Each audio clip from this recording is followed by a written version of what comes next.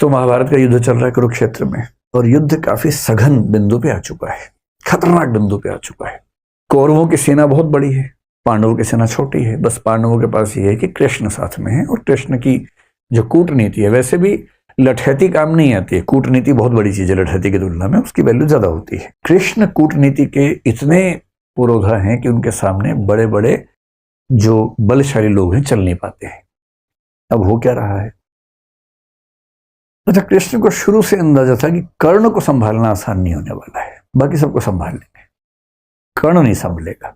तो कुंती ने कर्ण से एक निवेदन किया, और कर्ण ने अपनी माता से कहा, ठीक है माता जी, आप निश्चिंत रहें, आपके 5 बच्चे बचे रहेंगे। जिसमें निहित था कि मैं आपका एक बच्चा नहीं छोड़ूंगा, अर्जुन, बाकी सब छोड़ दूंगा। अब कुंती भी चिंतित है, क्योंकि भाई बच्चे तो उसके हैं ना, बच्चे की चिंता किस माँ को नहीं होगी। अब हो क्या रहा है युद्ध में? द्रोणाचार्य की मृत्यु हो चुकी है, अश्वत्थामा वाली कहानी आपने सुनी ही है। भीष्म भी युद्ध लड़ने की स्थिति में नहीं है, अब वो शैया पे लेटे हुए हैं, युद्ध नहीं लड़ रहे हैं। बहुत बड़े बड़े सैनिक कौरवों की तरफ के खत्म हो चुके हैं, हार चुके हैं। कर्ण कंट्रोल नहीं हो रहा, और पांडव उधेड़बुन में है। युद्ध के बाद शाम की मीटिंग चल रही है। युधिष्ठिर एक ऐसा व्यक्ति है जो बहुत ही विनम्र है, संयमित है। आप युधिष्ठिर के मुंह से गलत बात आमतौर पर नहीं सुनेंगे, क्योंकि संयम बहुत ज्यादा है। लेकिन उस दिन उस कमजोर क्षण में युधिष्ठिर भी संयम खो बैठे अपना, और अर्जुन को बोल रहे हैं कि तुम तो कहते थे कि तुम दुनिया के सबसे अच्छे धनुर्धर हो भाई, अजीब हाल है, तुम कर्ण को मार ही नहीं पा रहे। काहे कि तुम्हारी धनुर्विद्या, काहे का तुम्हारा गांडीव धनुष। ये सुनते अर्जुन को आग लग गई एकदम, और अर्जुन ने एक कसम ले रखी थी, प्रण लिया हुआ था कि यदि कोई मेरे गांडीव धनुष का अपमान करेगा तो मैं उसका जीवन ले लूंगा। ये प्रण लिया हुआ था, प्रतिज्ञा थी। अब मामला फंस गया कि अपमान कर दिया बड़े भाई ने। बड़ा भाई और पिता परंपरा में एक ही माना गया है, तो पिता स्वरूप बड़े भाई ने अपमान कर दिया। अब अर्जुन परेशान है कि यार मुझे प्रतिज्ञा पूरी करने के लिए अपने भाई का वध करना पड़ेगा। कृष्ण समझ गया कि यह मामला ठीक कर रहा हूं। कृष्ण उसके पास गया, बोले चिंता मत करो यार, रास्ता है इसका। क्या रास्ता है? बोले शास्त्रों में कहा गया है कि पिता का अपमान करना और पिता की हत्या करना बराबर बात है। तो तुम युधिष्ठिर का अपमान कर दो, तुम बड़े भाई के वध के पाप से मुक्त हो जाओगे। उसने कहा ये ठीक रहेगा। तो उसने उसी सभा में वापस जाके बोला, आपने जो जुआ खेला उसकी वजह सब कुछ हो रहा है, आपने ही सारी गड़बड़ की थी।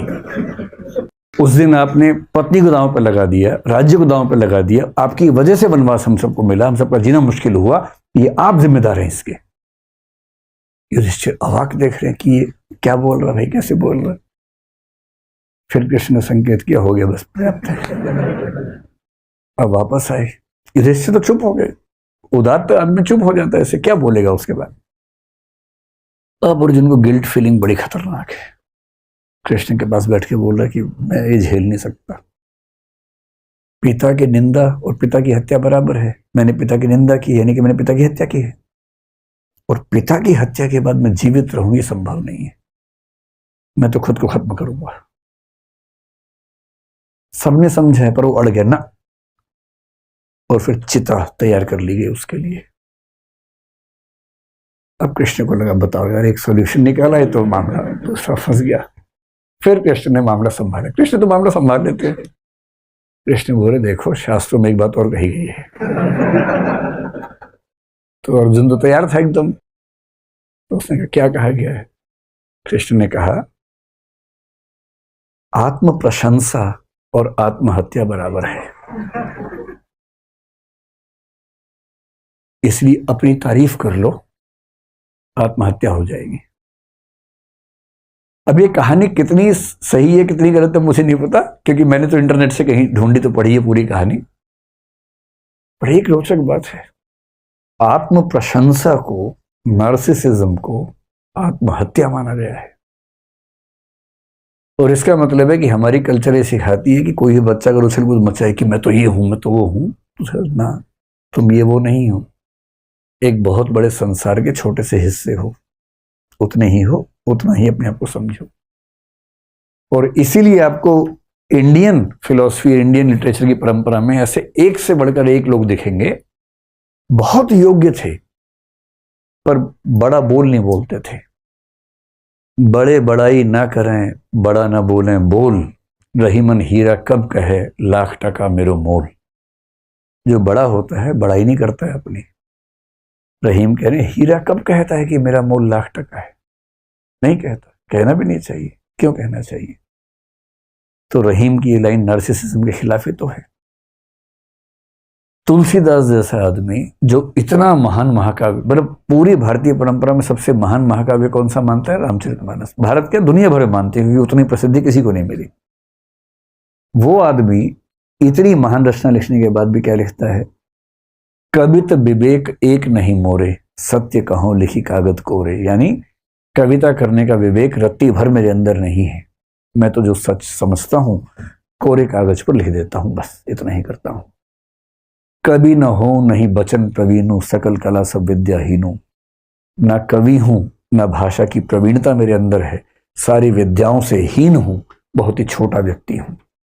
ये वो व्यक्ति कह रहा है जिसने दुनिया का सबसे सफल महाकाव्य लिखा है, क्योंकि उसके संस्कार ये कहते हैं कि अपनी प्रशंसा करना बहुत बुरी बात है। कबीर दास ने पूरी दुनिया में आग लगा दी, इतना अच्छा साहित्य लिखा, इतना अच्छा साहित्य लिखा। और जब किसी ने पूछा कि आप इतनी अच्छी कविताएं कैसे लिखते हैं, तो क्या कह रहे हैं? तुम जिन जान्यो गीति हैं वह निज ब्रह्म विचार। तुम जिनको मेरी कविताएं बता रहे हो ना, कविता वविता कुछ नहीं है, मैं तो अपनी बात भगवान के बारे में लिखता हूं। आप उसको बोलते कविता है? कविता कहां? ना मैं पढ़ा लिखा हूं, ना मैं कुछ जानता हूं। मतलब कबीर कह रहे हैं कि मैं पढ़ा लिखा नहीं हूं, जबकि उनका साहित्य पढ़ के लोग पीएचडी कर करके खत्म हो गए हैं, पर वो कह रहे हैं कि मैं तो पढ़ा लिखा नहीं। बड़प्पन की पहचान होती है अपने बारे में कुछ ना कहना, और ये बात भारतीय परंपरा में एक नहीं, दो नहीं, हजारों बार कही गई है।